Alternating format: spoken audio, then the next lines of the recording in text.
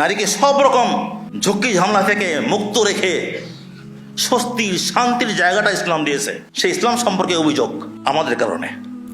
তো ঘরে অবস্থানের সুযোগ পাওয়াটা নিঃসন্দেহে নারীর অধিকার।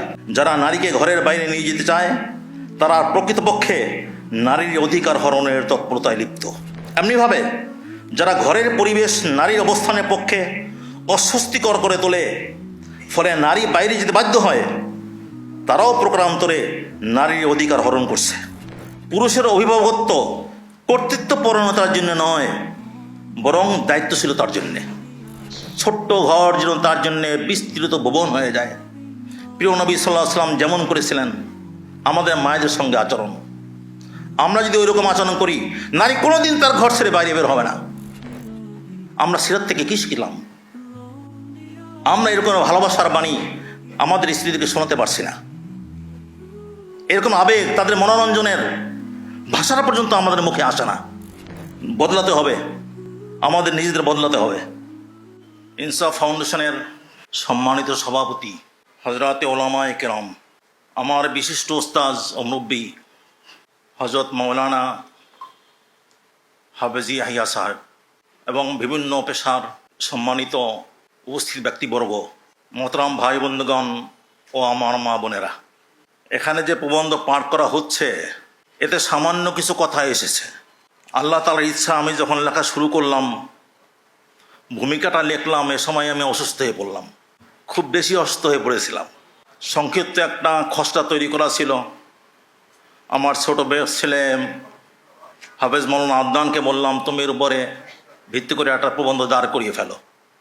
তো আলহামদুলিল্লাহ লিখেছে। মোটামুটি আমাদের উপস্থিত খোরাকের জন্যে আশা করি যথেষ্ট হবে। বাকি আল্লাহ তাআলা যদি আমাকে আরও হায়াত দেন, তৌফিক দেন, তাহলে এইটাকে পরিপূর্ণ করার ইচ্ছা আছে। সবার কাছে দোয়া চাই। সূরা নিসার প্রথম আয়াত। এখানে বলা হয়েছে এটি অত্যন্ত সারগর্ভ ও পরিপূর্ণ দিক নির্দেশনামূলক আয়াত। এর ভেতর কেবল মানব সৃষ্টির সূচনাই নয়, পৃথিবীতে নরনারীর দায়িত্ব কর্তব্য, পারস্পরিক মূল্যায়ন, সহযোগিতামূলক মনোভাব, কর্মবন্টন ও সশ্রদ্ধ অংশীদারত্বমূলক সহাবস্থানের পথ দেখানো হয়েছে, যা কিনা আদর্শ পরিবার ও মানবিক সমাজ গঠনের সরল সঠিক পথ। এই আয়াতটি মূলত একটি ভূমিকা স্বরূপ। পরবর্তী আয়াতসমূহে রয়েছে এর ব্যাখ্যা। আরও ব্যাপক পরিসরের ব্যাখ্যা রয়েছে কোরআন মাজিদের আরও বিভিন্ন আয়াত, সূরা ও রাসূল সাল্লাল্লাহু আলাইহি ওয়াসাল্লামের বহু হাদিসে। সূরা নিসা আমার নতুন করে পড়ার অবকাশ হয়েছে। এই সূরার নাম সূরা নিসা। নিসা মানে নারীগণ। কোরআন মাজিদে এই একটা সূরার নাম নারীদের নামে হয়েছে। পুরুষদের নামে কোনো সূরা কোরআন মাজিদে নাই। পুরুষ বহুবচনের রিজাল, নিসা এটাও বহুবচন। তা রিজাল নামে কোনো সূরা কোরআন মাজিদে নাই। নারীদের নামে এই সূরার অনেক বড় সূরা, এই সূরার নামকরণ। আমি এই সূরাটি নতুনভাবে বার করেছি এবং এই নামের যে সার্থকতা, আমি তা ভেবে সূরার প্রতি নতুনভাবে আশেক হয়েছি। এই সূরার পাঠ, সূরার প্রতি আমার ভালোবাসা, ইশক ও মহব্বত উদ্বেলিত করেছে। সূরার প্রথমে 35-36টি আয়াত নারী সম্পর্কিত, মাঝখানে আরও 6-7টি আয়াত আছে এবং সবশেষে আয়াত এই সম্পর্কেই। এতে নারী সম্পর্কিত অনেক বিধান আছে এবং আমি বলবো যে শরীয়তের বিধান এটা দুনিয়ার কোনো আইন কানুনের মতো নয় যে শুষ্ক কিছু বিধান শুনিয়ে দেওয়া হলো। কোরআন মাজিদের প্রতিটি বিধানই মানুষের মনুষ্যত্ব বিকাশের জন্য জরুরি। কোরআন মাজিদের বিধান না হলে মানুষ হতে পারে না। কোরআন মাজিদের বিধান অনুসরণ না করলে মানুষের ভিতরে যে আল্লাহ তাআলা অমিত সম্ভাবনা রেখেছেন তার বিকাশ সম্ভব নয়। তো সূরার নারী সম্পর্কিত যে আয়াতগুলি, এই আয়াতগুলি নারী পুরুষ নির্বিশেষে সকলের খুব ধ্যানের সঙ্গে গভীর চিন্তাশীলতার সঙ্গে পড়া উচিত। কোরআন ও হাদিসে নরনারীর কল্যাণময় সম্পর্ক, সুখী দাম্পত্য ও আদর্শ সমাজ গঠনের যে রূপরেখা দেওয়া হয়েছে, ইসলামের সোনালী যুগসমূহে তার বাস্তব প্রতিফলনও ঘটেছিল। কেবল আইন মাত্র নয়, দুনিয়ায় আইন অনেকেই করে ও কাগজে কলমে থাকে, বাস্তবে তার দেখা পাওয়া যায় না। কিন্তু আমাদেরকে কোরআন ও হাদিস যে বিধানসমূহ দিয়েছে, এটা কেবল কাগজ কলমের বিষয় নয়, বরং বাস্তব প্রতিফলনের শতভাগ হয়েছিল। নবী করিম সাল্লাল্লাহু আলাইহি সাল্লাম নিজেই এর নমুনা ছিলেন। তাই তো বলা হয়েছে, লাকাদ কানা লাকুম ফি রাসূলিল্লাহি উসওয়াতুন হাসানাহ লিমান কানা ইয়ারজুল্লাহা ওয়াল ইয়াউমাল আখির ওয়া যাকারাল্লাহা কাসীরা। যে আল্লাহ স্মরণ করে, আল্লাহ প্রেমিক যে, তার জন্যে রসুল করিম সাল্লাল্লাহু আলাইহি সাল্লামের ভিতর আছে উত্তম নমুনা। নারী পুরুষের সম্পর্ক কেমন হওয়া উচিত, এরও সর্বোৎকৃষ্ট নমুনা ওইখানে রয়েছে। এবং তাকে দেখে দেখে সাহাবায়ে কেরাম নিজেদের সেইভাবে তৈরি করেছিলেন। হযরত ওমর ইবনুল খাত্তাব রাদিয়াল্লাহু তাআলা আনহু বলেন, আল্লাহর কসম, আমরা জাহিলিয়াতের যুগে নারীদের কোনো গুরুত্বই দিতাম না, যতক্ষণ না আল্লাহ তাআলা তাদের সম্পর্কে যা অবতীর্ণ করার ছিল তা অবতীর্ণ করলেন, এবং তাদের জন্য যে ভাগ নির্ধারণ করার ছিল তা নির্ধারণ করলেন। ইসলাম ইতিহাসের গ্রন্থরাজিতে তখনকার পরিবার ও সমাজের যে চিত্র দেখতে পাই, তাতে নারীদের নিরাপদ ও সম্মানজনক অবস্থান সুস্পষ্ট। সেখানে মায়েরা সন্তানদের আদর্শিক প্রতিপালন করছে, স্ত্রীরা স্বামীদের দিনী ও দুনিয়াবী দায়িত্ব পালন কর্তব্য পালনে সহযোগিতামূলক ভূমিকা রাখছে, যোগাচ্ছে এগিয়ে চলার অনুপ্রেরণা। তারা সেসব পেয়েছে এ কারণে যে তখন তাদের জানমালে নিরাপত্তা ছিল, তাদের ইজ্জত সম্ভ্রম সুরক্ষিত ছিল। তখন পুরুষগণ এসব বিষয়ে পরিপূর্ণ সচেতন ছিল। তারা নারীর মূল্য বুঝত, নারীর হকুক সম্পর্কে তাদের জানাশোনা ছিল। সে জানাশোনার ভিত্তিতে তারা সঠিক দৃষ্টিভঙ্গি লালন করত। সর্বোপরি তখন তাকওয়ার ব্যাপক চর্চা ছিল, মানুষের মধ্যে আল্লাহ ভীতি ছিল আখিরাতের জবাবদিহিতার ভয়। জানাশোনা, সেই জানাশোনার ভিত্তিতে সঠিক দৃষ্টিভঙ্গি আর আল্লাহ ভীতির ভিত্তিতে সেই দৃষ্টিভঙ্গির বাস্তব প্রতিফলন তখন ছিল। কিন্তু এখনকার সমাজ বাস্তবতা কি? এখনকার সমাজ বাস্তবতা কি? চারদিকে আমরা কি দেখছি? মানুষ একে অন্যের হক আদায়ে সচেতন নয়, না পুরুষ না নারী। তারা একে অন্যের হক জানে না, বুঝতে চেষ্টা করে না। নেই সহি দৃষ্টিভঙ্গি ও আল্লাহভীতির চর্চা, ফলে সর্বত্র হক আত্মসাদের মৎসব। একে অন্যকে ঠকানোর চেষ্টা করছে, একে অন্যের জানমাল ও ইজ্জত আবরু নিরাপত্তা বিঘ্নিত করছে। জুলুম নিপীড়ন সর্বব্যাপী। মানসিক নিপীড়ন তো উভয় দিক থেকেই চলছে, বলা যায় সমানে সমান।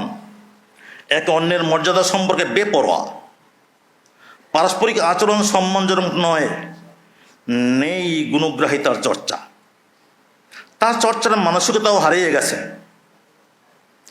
সূক্ষ্ম আবেগ অনুভূতির মূল্যায়ন ও ও পারস্পরিক মননশীলতার চর্চা দুর্লভ সম্পদে পরিণত হয়েছে। সূক্ষ্ম আবেগ অনুভূতির মূল্যায়ন ও পারস্পরিক মননশীলতার চর্চা দুর্লভ সম্পদে পরিণত হয়েছে। তা দুর্লভ হবেই না বা কেন, যখন জানমালের মতো স্থূল বিষয়ে পর্যন্ত আমরা স্বাভাবিক মানবিকতা হারাতে বসেছি। নবী করিম সাল্লাল্লাহু আলাইহি ওয়াসাল্লাম কেমন ছিলেন? নবী করিম সাল্লাল্লাহু আলাইহি ওয়াসাল্লাম বসে বসে জুতা সেলাই করছেন, জুতা ছিঁড়ে গেছে সেলাই করছেন। আম্মা জান আয়েশা সিদ্দিকা রাদিয়াল্লাহু তাআলা আনহা নিজ খাটিয়ায় বসে সুতা কাটছেন। হঠাৎ নজর পড়ে প্রিয় নবী সাল্লাল্লাহু আলাইহি ওয়াসাল্লামের দিকে। কাজ করছেন গরমে, বিন্দু বিন্দু ঘাম কপালে গালে জমা হয়েছে। আম্মা জান তাকিয়ে আছেন মুগ্ধ দৃষ্টিতে। হঠাৎ নবী করিম সাল্লাল্লাহু আলাইহি ওয়াসাল্লামের নজর পড়ে যে আয়েশা মুগ্ধ দৃষ্টিতে তার দিকে তাকিয়ে আছে। জিজ্ঞেস করেন, আয়েশা কি দেখছো? বললেন, ইয়া রাসূলুল্লাহ, যে আপনি কাজ করছেন, আপনার শুভ্র সমুজ্জ্বল চেহারায় ঘামের যে বিন্দুগুলি জমা হয়েছে, এ যদি কবি আবু কবির হুজালি দেখত তবে বুঝতো তার কবিতাটা আপনার জন্যই বেশি প্রযোজ্য। সে তো লিখেছে, কবিতাটা বলেছে তার এক প্রিয়জন সম্পর্কে, মুবররাইম মিন কুল্লি গুব্বারে হাইজাতিন ও ফাসাদে মুরদিয়াতিন ও দাইন মুগিলি ইদা নজরতা ইলা সিদরাতি ওয়াজহিহি বারাকাত কা বারকিল আরিজিল মুতাহাল্লিলি।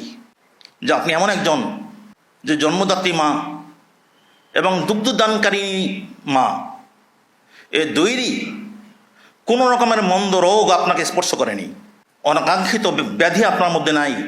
ওহে দর্শক, তুমি যদি তার চেহারার দিকে তাকাও তাহলে দেখবে সেখানে মেঘের মতো বিদ্যুৎ খেলছে। নবী করিম সাল্লাল্লাহু আলাইহি ওয়াসাল্লাম তার কাজে হাতের কাজ রেখে দেন, ধীর পায়ে এগিয়ে যান, আর আম্মাজানকে ধরে তার কপালে চুমু খান আর বলেন, মাসরুরতি মিন্নি কাসরুরি মিনকি। বলেন যে আয়েশা, তুমি আমার প্রতি অতটা মুগ্ধ হও নাই যতটা তোমার কথায় আমি তোমার প্রতি মুগ্ধ হয়েছি। এই যে দেখেন, পেটে খাবার নেই, ছেঁড়া কাপড় পরেন, ছোট্ট খেজুর পাতার ঘর। আমাদের মায়েরা কেমন ঘরে থাকতেন, কেমন পোশাক তারা পরতেন। দিনের পর দিন চলে যেত, চুলে আগুন জ্বলতো না, ক্ষুধা কাতর শরীর, ছিন্ন বস্ত্র আর খেজুর পাতার ঘর, ছোট্ট কক্ষ। এর ভিতরে এই রকমের আবেগ কি করে তৈরি হয়? যে দেখেন, মুগ্ধ দৃষ্টিতে তাকান আর কবির কবিতা আবৃত্তি করেন, এ রকমের সূক্ষ্ম আবেগ কিভাবে তৈরি হয়? আবার ওদিক থেকে মূল্যায়ন কেমন? কাজ করছেন, আমাদের স্বামীরা কি করে? একজন নবাব, ওষুধটা পর্যন্ত ওষুধের পাতা থেকে ওষুধ বের করে দিতে হয় আর পানির গ্লাস নিয়ে দাঁড়িয়ে থাকতে হয়। আর এখানে নিজের জুতা নিজে সেলাই করছেন, আম্মাজান তাকিয়ে মুগ্ধতা প্রকাশ করছেন। এই যে মননশীলতা, এটা কিভাবে হয়? নিঃসন্দেহে এটা হয়েছে নবী করিম সাল্লাল্লাহু আলাইহি ওয়াসাল্লামের আখলাক থেকে। ওই আখলাক যেখানে থাকে সেখানে কুঁড়ের ঘর সেখানে বিশাল বিস্তীর্ণ ভবনে পরিণত হয়ে যায়। রমির কবিতা আছে, আজ মোহাব্বত সিজনে গুলশান মিশাওয়াত বে মোহাব্বত রোজা গুলখান মিশাওয়াত। যে মোহাব্বত থাকে সে কারাগারের কক্ষ গুলশানে গুল বাগিচায় পরিণত হয়। আর যদি মোহাব্বত ভালোবাসা না থাকে তাহলে সেখানে ফুলের বাগানও অগ্নিকুণ্ড হয়ে যায়। নবী করিম সাল্লাল্লাহু আলাইহি ওয়াসাল্লামের আচরণ, তার ভালোবাসা এত বেশি ছিল এবং সেই ভালোবাসায় আমাদের মায়েদের প্রাণ এতটা আপ্লুত ছিল যে খাবারের কষ্ট তা স্পর্শ করতে পারেনি, পোশাকের কষ্ট তা সইতে পারেনি, আর থাকার জায়গার সংকীর্ণতা তাদেরকে অশান্ত করতে পারেনি। আমাদের ফিরে যেতে হয় এখানে। এই যে বলেছি, সূক্ষ্ম আবেগ অনুভূতির মূল্যায়ন ও পারস্পরিক মননশীলতার চর্চা দুর্লভ সম্পত্তি পরিণত হয়েছে, এবং হবেই না কেন যখন জানমালের মতো স্থূল বিষয় পর্যন্ত আমরা স্বাভাবিক মানবিকতা হারাতে বসেছি। দারিদ্রের কষাঘাতে প্রতিভা বিলুপ্ত হয়নি। প্রতিভা বিলুপ্ত হলে আম্মাজান আয়েশা সিদ্দিকা রাদিয়াল্লাহু তাআলা আনহা জ্ঞান গরিমার অতটা উচ্চতায় বুঝতে পারেন না। আর আমাদের আচরণ বিত্ত বিভাবের ভিতর থেকেও প্রতিবার বিলুপ্তি ঘটে। আমাদের কজনের বোন, কজন স্ত্রী, তার ভিতরে যে সুপ্ত প্রতিভা আছে তার বিকাশ ঘটতে পারছে। কিন্তু ইসলামের শুরু জামানা এরকমই ছিল নাকি? আজকের সমাজে বাবা কর্তৃক মেয়েকে আর্থিকভাবে বঞ্চিত করার ঘটনা বিচ্ছিন্ন কিছু নয়। বাবা মেয়ের নামে সম্পদ, ছেলের নামে সম্পদ কেনে, মেয়ের নামে কেনে না। আবার মৃত্যুর সময় অনেক বাবা সবটা সম্পদ হেবা করে যায় ছেলের নামে। যেই মা নিজ উদরে বহন করেছেন, বুকের অমৃত পান করে নির্ঘুম প্রতিপালন করেছেন, তিনিও পর্যন্ত সম্পত্তির বেলায় পুত্র ঘেঁষা। এরা আমার পূর্বে আমার বন্ধুবর হযরত মাওলানা আব্দুল গফফার সাহেব বলেছেন এ কথাগুলি, যে মা পর্যন্ত সে মেয়ের পক্ষে নয়। অজস্র ঘটনা আমার আছে। উনি বলেছেন যে ব্যক্তিগতভাবে আমি এই জাতীয় কিছু কাজ করছি বছরের পর বছর, মা মেয়ের পক্ষে নয়। যদি মেয়ে বলে, মা ভাইয়াকে বলো আমার অংশটুকু দিয়ে দিতে, মা ধমকায়, কেন তুই তোর ভাইয়ের বাড়িতে বেড়াতে আসবি না? ভাইয়ের বাড়িতে বেড়াতে আসতে হলে নিজ অধিকার ছাড়তে হবে। আর বোনের ন্যায্য অধিকার বুঝিয়ে দেওয়ার বেলায় তার প্রিয় সহদরদের আমরা কেমন জায়গায় দেখছি। রইল শারীরিক সহিংসতার কথা। আজ এটা এক লোমহর্ষক বাস্তবতা। চর থাপ্পড় মারা থেকে শুরু করে পিটিয়ে জখম করা, হাত পা ভেঙে দেওয়া, আগুনের ছেঁকা দেওয়া, এমনকি হত্যা করা পর্যন্ত এ সবই নিত্যদিনকার ঘটনা। আমাকে সর্বশেষ যে ঘটনা নাড়া দিয়েছে, ব্যক্তিত করেছে, যে এক সর্বজন শ্রদ্ধা এক বুজুর্গের নাতনি বিয়ে করেছে একজন লেবাসে পোশাকে দিনদার, এবং সে একজন বুজুর্গের মুরিদও বর্তমানকালের। সে তার স্ত্রীকে পিটে বেহুশ করে ফেলে। ওই ঘটনা যখন আমার সামনে আসলো, তখন আমি ভাবলাম যে না, একাকী কাজ করা যথেষ্ট নয়। বন্ধুজনকে এবং সমাজের যারা প্রভাবশালী তাদেরকে নিয়ে কাজ করা দরকার। আজকের স্বামীরা স্ত্রীদের জন্য কতটুকু আস্থা ও নির্ভরতার জায়গায় অবস্থান করছে? আজকের স্বামীরা স্ত্রীদের জন্য কতটুকু আস্থা ও নির্ভরতার জায়গায় অবস্থান করছে? যে স্ত্রী তার বাবা মা, আত্মীয় স্বজন সব ফেলে, কোনো রক্তের বন্ধন নাই, কিচ্ছু নেই, অপরিচিত অজানা এক ব্যক্তির ছায়ায় আসে, সে তাকে ঠিক কতটুকু ছায়া দিচ্ছে? ইন্না লিল্লাহি ওয়া ইন্না ইলাইহি রাজিউন। এই বহুমাত্রিক সহিংসতা তো একান্তই নিজেদের লোকজন দ্বারা ঘটছে। বাবা, ভাই, স্বামী, শ্বশুর শাশুড়ি যা বলা হলো, এর বাইরে আত্মীয় অনাত্মীয় নির্বিশেষে পাশববৃত্তি তাড়িত লোকজন দ্বারা যে সহিংসতার উন্মত উচ্ছ্বাস, তার ক্রমবৃদ্ধি আছেই। আছে অবৈধ সম্পর্কজনিত সহিংসতার বিচিত্র ধরন।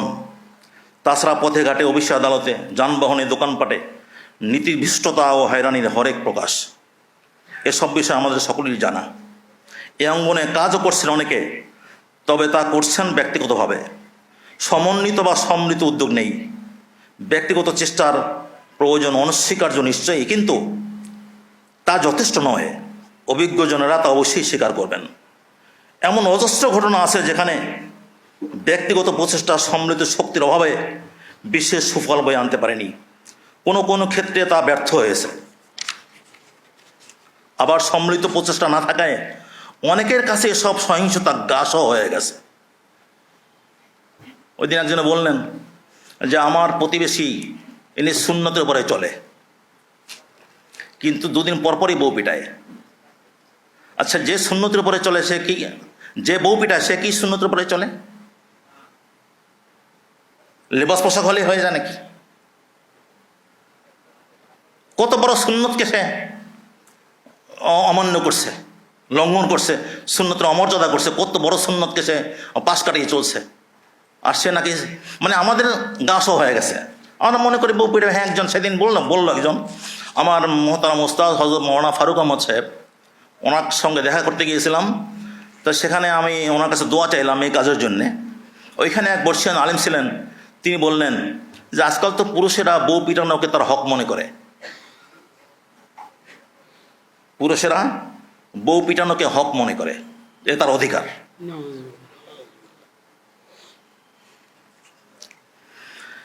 অপরদিকে ব্যক্তিগত প্রচেষ্টা প্রচার না পাওয়ায়, ব্যক্তিগত চেষ্টা তো অনেকেই করছে, কিন্তু স্বাভাবিকভাবেই ব্যক্তিগত প্রচেষ্টার প্রচার হয় না। প্রচার না পাওয়ায় অজ্ঞজন বা দুর্জনেরা মহান ইসলামের উপরে দায় চাপানোর সুযোগ পাচ্ছে। মনে করছে যে ইসলাম নারীর অধিকার স্বীকার করে না, নারী নির্যাতনকে উস্কে দেয়। অথচ যে ইসলাম বলে অকারণা ফি বুয়ুতিকুন্না, নারীকে সব রকম ঝুঁকি ঝামেলা থেকে মুক্ত রেখে স্বস্তির শান্তির জায়গাটা ইসলাম দিয়েছে।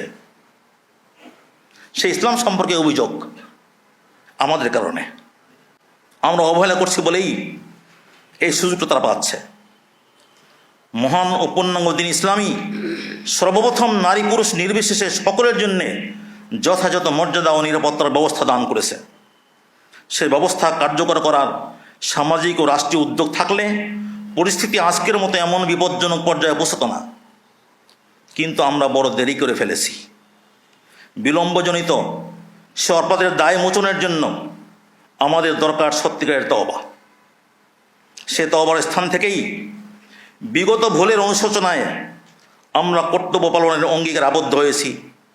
আমরা সেখান থেকে গ্রহণ করেছি নব অনুপ্রেরণা। ইনসাফ ফাউন্ডেশন সে অনুপ্রেরণারই মুকুল। এই মুকুল একদিন ফুল হয়ে ফুটবে, ফল ও ফসলে পরিপূর্ণতা লাভ করবে, সে আশায় এই প্রতিষ্ঠানের পদযাত্রা। তাওয়াক্কুল উদ্দীপিত দৃঢ় এই পদযাত্রায় আমরা আপনাদের সহযোগ কামনা করছি। এটা হলো ভূমিকা। এই ভূমিকায় মৌলিকভাবে সব কথা এসে গেছে। এখন এই এত বড় বই পড়তে গেলে তো অনেক সময় লেগে যাবে। আমার মনে হয় ভূমিকা পাঠই যথেষ্ট। একটু পড়ে দেখ কোনো এক সাথী, জি কিছু পড়ে দেখ, যেহেতু আলোচনা তো 11:30 থেকে। জি, পর্যালোচনা 11:30 থেকে 15 মিনিট অন্য কেউ একটু পড়ে দেখ। আচ্ছা, একটা জায়গা আমি একটু পড়ছি। নারীর বিশেষ অধিকার, এর আগ পর্যন্ত নারী পুরুষ সকলের যে অধিকার, সকলের হক, সাধারণ হক, একই হক নারীর ও পুরুষেরও, এ সম্পর্কে পিছনে আলোচনা হয়েছে। এরপরে নারীর বিশেষ অধিকার সম্পর্কে একটা কথা এখানে লেখা হয়েছে।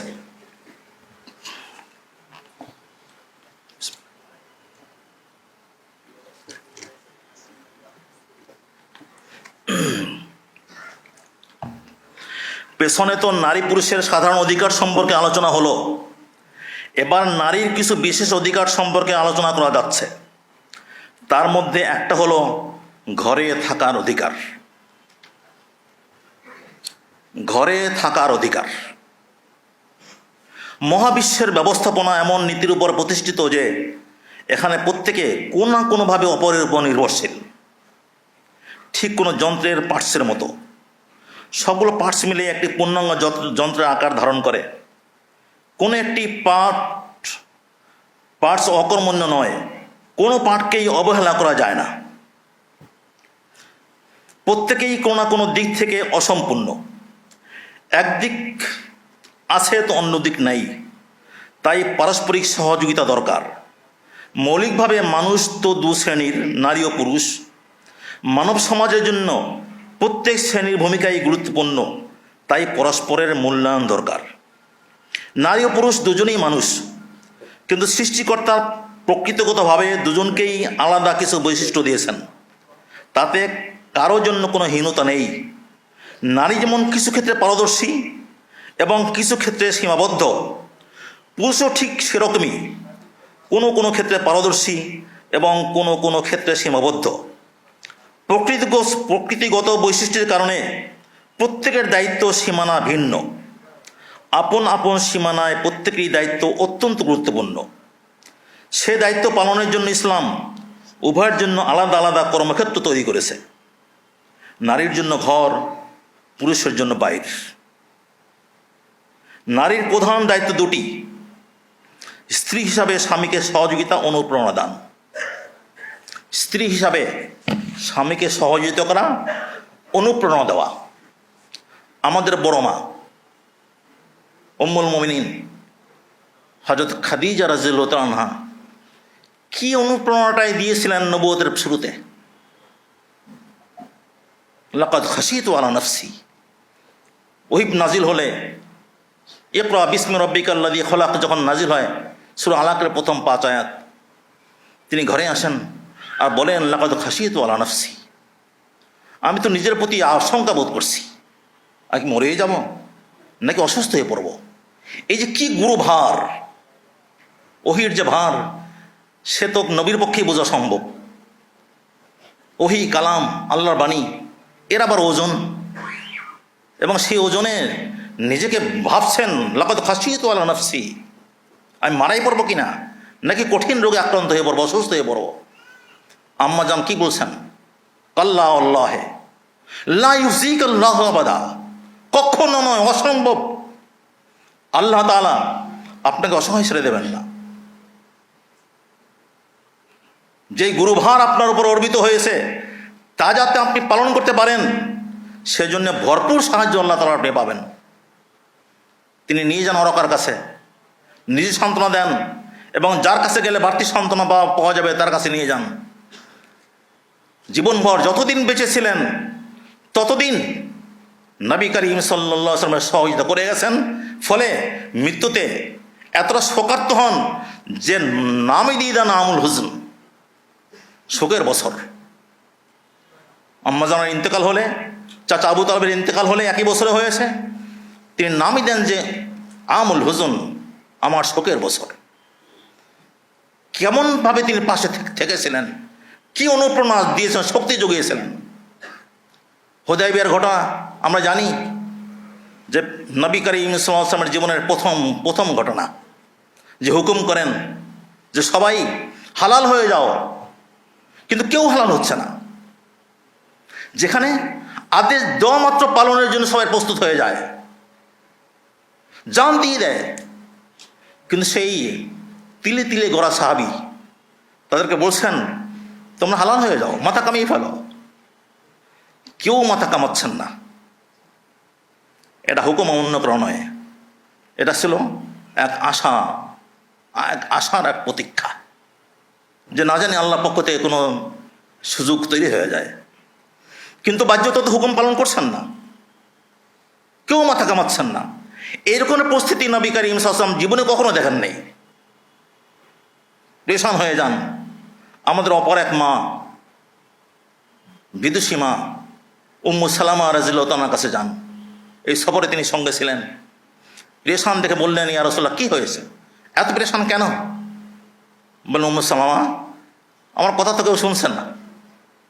আমি হালাল হতে বলছি, মাথা কামানোর জন্য বলছি, কেউ কামাচ্ছে না। মাতাকে আশ্বস্ত করেন যে আপনি একদম চিন্তামুক্ত হন, আপনি নিজে নিজের মাথা কামিয়ে ফেলেন, কাউকে কোনো হুকুম করার দরকার নেই। আপনি যান, আপনি নিজে নিজের মাথা কামিয়ে ফেলুন। স্ত্রীর পরামর্শ নিতে হয়। তুমি কি বুঝো? আমাদের তো অভ্যাসই হলো, স্ত্রী কোনো বিষয়ে কথা বললে তুমি কি বুঝো, এখানে এই বিষয়ে তুমি কেন নাক গলাও? কিন্তু আমাদের মা নবী করিম সাল্লাল্লাহু আলাইহি ওয়াসাল্লামের জন্য আর নির্ভরতার জায়গা ছিল। পরামর্শ দিচ্ছেন, আর সেই পরামর্শ অনুযায়ী তিনি কাজ করেছেন। নিজে গিয়ে নিজের মাথা কামিয়ে ফেললেন। রাসূল সাল্লাল্লাহু আলাইহি ওয়াসাল্লাম যখন মাথা কামিয়ে ফেলেছেন, আর কিসের জন্য আর অপেক্ষার বাকি আছে? সবাই মাথা কামিয়ে ফেললো। কি কঠিন, কি জটিল এক পরিস্থিতির সহজ সমাধান হয়ে গেল। নারীর প্রধান দায়িত্ব দুটি। এক হলো স্ত্রী হিসাবে স্বামীকে সহযোগিতা ও অনুপ্রেরণা দান করা, দুনিয়াবী বিষয়েও দিনী বিষয়েও। আর দ্বিতীয়, মা হিসেবে সন্তান ধারণ ও প্রতিপালন। এ দুটি দায়িত্ব যাতে নারী সুচারুরূপে আঞ্জাম দিতে পারে, আল্লাহ তাআলা সেজন্য তাকে যথোপযুক্ত শরীর ও মানসিকতা দিয়েই সৃষ্টি করেছেন। সুষ্ঠু মানব সমাজের জন্য নারীর দায়িত্ব অত্যন্ত গুরুত্বপূর্ণ। এ গুরু দায়িত্ব পালনের উপযুক্ত জায়গাই হলো ঘর। সুতরাং নিজ দায়িত্ব পালনের জন্য ঘরে থাকতে পারাটা নারীর আল্লাহ প্রদত্ত অধিকার। তার প্রতি হুকুম হলো আকারনা ফি বুয়ুতিকুন্না, তোমরা নিজ নিজ ঘরে থাকো। আল্লাহ তাআলার যে কোনো হুকুম পালন করার সুযোগ পাওয়া, আল্লাহ তাআলার যে কোনো হুকুম পালন করতে পারার সুযোগ পাওয়া প্রত্যেক মানুষের দিনে অধিকার।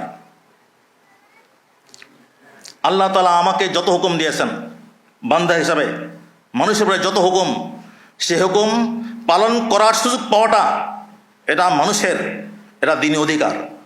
তাই ঘরে অবস্থান করা যখন নারীর প্রতি আল্লাহর হুকুম, তখন ঘরে অবস্থানের সুযোগ পাওয়াটাও নিঃসন্দেহে নারীর অধিকার। আজ নারীকে এই অধিকার থেকে বঞ্চিত করার নানামুখী ষড়যন্ত্র চলছে। যারা এই অধিকার থেকে বঞ্চিত হয়ে সরবরাহ হয়েছে, যাদের নারীত্ব ঘুষে গেছে, তারা তাদের এই কুপথে আমাদের নারীদের টানতে চাইছে, নারীকে ঘর ছাড়া করতে চাইছে। তার মানে আমাদের পরিবার ব্যবস্থাকে ধ্বংস করতে চাইছে। আমি মনে করি তারা যে এই সুযোগ পাচ্ছে, এই অপপ্রচারের সুযোগ পাচ্ছে, এতে আমাদের দায় কম নয়। আমরা যদি দায়িত্ব সচেতন হই, নারীকে যদি তার জায়গায় স্বস্তিকর থাকার সুযোগ করে দিই, স্বস্তিকর সুযোগ, ছোট্ট ঘর যেন তার জন্য বিস্তৃত ভবন হয়ে যায়। প্রিয় নবী সাল্লাল্লাহু আলাইহি ওয়াসাল্লাম যেমন করেছিলেন আমাদের মায়েদের সঙ্গে আচরণ, আমরা যদি ওই রকম আচরণ করি, নারী কোনোদিন তার ঘর ছেড়ে বাইরে বের হবে না। ইয়া আয়েশা ইন্নাহু লা ইউহাব্বিনু আলাইয়াল মউত আন উরিতুকি জাওজাতি ফিল জান্নাহ। আয়েশা, আমি দেখলাম জান্নাতেও তুমি আমার স্ত্রী। আয়েশা, আমি দেখলাম যে জান্নাতেও তুমি আমার স্ত্রী, ফলে মৃত্যু আমার জন্য সহজ হয়ে গেছে।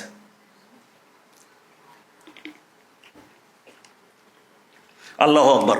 ভাবেন তো দেখি, দুনিয়ায় স্ত্রীর প্রতি এইরকমের ভালোবাসার বাণী কেউ কোনো দিন প্রকাশ করতে পেরেছে? মানুষের ইতিহাসে আছে। ওয়ান্না লিল মউতি সাকারাত, মৃত্যু যন্ত্রণা, কঠিন যন্ত্রণা। আর কি বলছেন? যে আমি দেখলাম জান্নাতেও তুমি আমার স্ত্রী, ফলে মৃত্যু আমার কাছে সহজ হয়ে গেছে।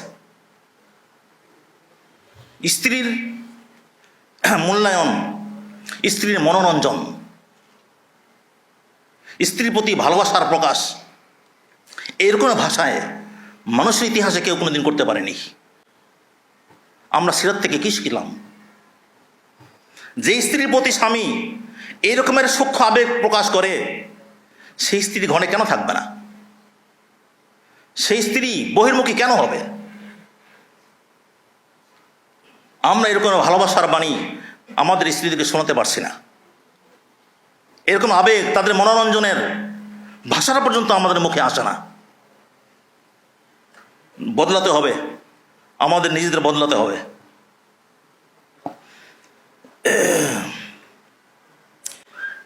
তো ঘরে অবস্থানের সুযোগ পাওয়াটা নিঃসন্দেহে নারীর অধিকার। যারা নারীকে ঘরের বাইরে নিয়ে যেতে চায়, তারা প্রকৃতপক্ষে নারীর অধিকার হরণের তৎপরতায় লিপ্ত। এমনিভাবে যারা ঘরের পরিবেশ নারীর অবস্থানের পক্ষে অস্বস্তিকর করে তোলে, ফলে নারী বাইরে যেতে বাধ্য হয়, তারাও প্রকারান্তরে নারীর অধিকার হরণ করছে। নারী যাতে নিজ ঘরে থেকে আপন দায়িত্ব পালনে মশগুল থাকতে পারে, সেজন্য শরীয়তের অনেক বিধান তার উপর হালকা করে দেওয়া হয়েছে। যেমন পুরুষের জন্য মসজিদে গিয়ে জামাতে নামাজ পড়া জরুরি, পুরুষের জন্য মসজিদে গিয়ে জামাতে নামাজ পড়া জরুরি, কিন্তু মহিলার জন্য তা জরুরি নয়, বরং তার জন্য ঘরে নামাজ পড়াই উত্তম। এক হাদিসে বলা হয়েছে, এক হাদিসে এমনটাই বলা হয়েছে। এমনিভাবে জিহাদের বিধান পুরুষদের জন্য, নারীর জন্য নয়। একবার মানে বিশেষ ইশারা, একবার উম্মুল মুমিনিন আম্মা জান আয়েশা সিদ্দিকা রাদিয়াল্লাহু তাআলা আনহা জিহাদের অনুমতি চাইলে নবী করিম সাল্লাল্লাহু আলাইহি ওয়াসাল্লাম বললেন, জিহাদুকুন্নাল হজ্জ, তোমাদের জিহাদ হজ। ঘরে থাকাটা যখন নারীর অধিকার, তখন পুরুষের পক্ষ থেকে খোরপোশ পাওয়াটাও তার অধিকার বই কি। নারী যখন পিতার কাছে থাকে তখন পিতার কর্তব্য তার খোরপোশ জোগানো, আর যখন স্বামীর কাছে আসবে তখন এই দায়িত্ব পালন করবে স্বামী। নারী নিজে কোনোভাবেই নিজ ভরণ পোষণের জিম্মাদার নয়, কারণ এই জিম্মাদারি পালন করাটা স্ত্রী ও মা হিসাবে যে জিম্মাদারি তার উপর অর্পিত হয়েছে তা পালনের পক্ষে অন্তরায়। বলা বাহুল্য, সে দায়িত্ব পালন করতে না পারাটা গোটা মানব সমাজের জন্যই ক্ষতিকর। এজন্য ইসলাম তাকে এই দায়িত্ব থেকে মুক্তি দিয়েছে। এক হাদিসে নবী করিম সাল্লাল্লাহু আলাইহি ওয়াসাল্লাম পুরুষ সমাজকে লক্ষ্য করে বলেন, ওয়ালাহুন্না আলাইকুম রিজকুহুন্না ওয়া কিসতুহুন্না বিল মারুফ, নারীদের খোরপোশ ও পোশাক পরিচ্ছদ জোগানো তোমাদের দায়িত্ব। আধুনিক সমাজে অনেকে বিষয়টাকে নেতিবাচক দৃষ্টিতে দেখে, তারা নারীর ঘরে থাকাটাকে তাদের জন্য অমর্যাদাকর এবং সামাজিক অগ্রগতির পক্ষে অন্তরায় মনে করেন। অথচ বিষয়টা আদৌ তেমন নয়। ঘরে থাকা মানেই পশ্চাৎপদতা এবং সমাজ ও সামাজিকতা থেকে বিচ্ছিন্ন থাকা নয়। মূল কথা হলো মানব সমাজের কল্যাণ ও উন্নয়নে ভূমিকা রাখা। নারীর দ্বারা সে ভূমিকা রাখা হচ্ছে কিনা সেটাই লক্ষণীয়। আচ্ছা, এতটুকুই থাকুক না, বাকি বই তো সবার কাছে আছে, সবাই পড়ে নেবেন। আর আমার পক্ষ থেকে একটা অনুরোধ, যে পড়তে গিয়ে কারো কাছে কোনো বিষয়ে অসম্পূর্ণ মনে হলে, ভুল মনে হলে, কিছু যোগ করার প্রয়োজন মনে হলে এটা আমাকে জানালে ইনশাল্লাহ আমি পরে যখন এর উপরে কাজ করব তখন কাজ করা সহজ হয়ে যাবে। শেষে নারীর মর্যাদা প্রতিষ্ঠা ও নারী নির্যাতন রোধে আমাদের করণীয়। যে সকল কারণে নারীর মর্যাদা ভুলুণ্ঠিত হয় এবং তাদের অধিকার হনন করা হয়, তার মধ্যে একটা হলো ব্যাপক অজ্ঞতা। অধিকাংশ মানুষই নারীর মর্যাদা জানে না, নারীর অধিকার সম্পর্কেও তারা অজ্ঞ। যে ব্যক্তি জানে না নারীর কি মর্যাদা, সে নারীকে মর্যাদা দেবে কিভাবে? এমনিভাবে যে ব্যক্তি নারী অধিকার সম্পর্কেও অজ্ঞ, তার দ্বারা নারীর অধিকার আদায়ের আশা কতটুকু যৌক্তিক? তাই সময়ের দাবি এ বিষয়ে মানুষের অজ্ঞতা দূর করার প্রচেষ্টা চালানো। মানুষ যদি নারীর মর্যাদা ও অধিকার সম্পর্কে মৌলিক জ্ঞান অর্জন করতে পারে, তবে নারী সম্পর্কে তাদের সঠিক দৃষ্টিভঙ্গি গড়ে উঠবে। তারা বুঝতে পারবে পুরুষের মতোই নারীরাও আল্লাহ তাআলার কাছে মর্যাদাবান। নারী ও পুরুষ উভয়ই মানুষ এবং মানুষ হিসাবে উভয়ই শ্রেষ্ঠ মাখলুক, তাদের কাউকেই অমর্যাদা করা যায় না। নারী মাত্রই মা, স্বামীর বেলায়ও সে তার সন্তানের মা। মায়ের পায়ের কাছে সন্তানের জান্নাত। স্বামী স্ত্রী স্বামীর সম্পূরক, স্ত্রী স্বামীর সম্পূরক। হাদিসে আছে, ইদা তাজাওয়াজাল আবদু ফাকাদ ইকতামালা নিসফুদ্দিন ফালইত্তাকিল্লাহ ফি নিসফিল বাকি। যে ব্যক্তি বিবাহ করেছে তার দিনের অর্ধেক পূর্ণ হয়ে গেছে, বাকি অর্ধেকের জন্য সে আল্লাহকে ভয় করুক। যে ব্যক্তি বিবাহ করেছে তার দিনের অর্ধেক পূর্ণ হয়ে গেছে, বাকি শর্ত হলো বিবাহের জন্য শরীয়ত যে নির্দেশনা দিয়েছে সেই নির্দেশনা মানতে হবে। পুরুষের মতো নারীরও সুনির্দিষ্ট হক আছে, সে হক নষ্ট করা যায় না। অধীন হওয়াটা নারীর ক্ষুদ্রতা নয়। পুরুষের অধীন নারী, পুরুষ অভিভাবক। অধীন হওয়াটা নারীর ক্ষুদ্রতা নয়, বরং তার নিরাপত্তার নিশ্চয়তা। অধীন হওয়াটা নারীর নিরাপত্তার নিশ্চয়তা। এটা পুরুষকেও বুঝতে হবে, নারীকেও বুঝতে হবে। অনেক নারী হীনম্মন্যতা ভোগে যে পুরুষ আমার উপরে সর্দারি করে মতব্বরি করে, আমি তো তার নিচে, আমার কি মার সামাজিক মর্যাদা মূল্য আছে? না, পুরুষের অধীন হওয়াটা এটা তার জন্য ক্ষুদ্রতা নয় মোটেই, বরং এটা হলো তার নিরাপত্তার নিশ্চয়তা। পুরুষের অভিভাবকত্ব কর্তৃত্ব পরায়ণতার জন্য নয়, বরং দায়িত্বশীলতার জন্যে। এই জ্ঞান ও দৃষ্টিভঙ্গির ব্যাপক বিস্তার দরকার। শুরুটা করতে হবে পরিবার থেকেই। পরিবারকে হতে হবে পাঠশালা। ছোটবেলা থেকেই সন্তানদের এই দৃষ্টিভঙ্গির উপর গড়ে তুলতে হবে। ছেলেমেয়েদের দিতে হবে সমান সুযোগ সুবিধা এবং সমান মর্যাদা ও ভালোবাসা। তারপর সামাজিকভাবে জ্ঞানের প্রতিষ্ঠা দিতে হবে। সে লক্ষ্যে প্রতিটি সুযোগকে কাজে লাগাতে হবে। কাজে লাগাতে হবে শিক্ষাঙ্গনকে, মসজিদকে এবং জনসমাগমের প্রত্যেকটি ক্ষেত্রকে।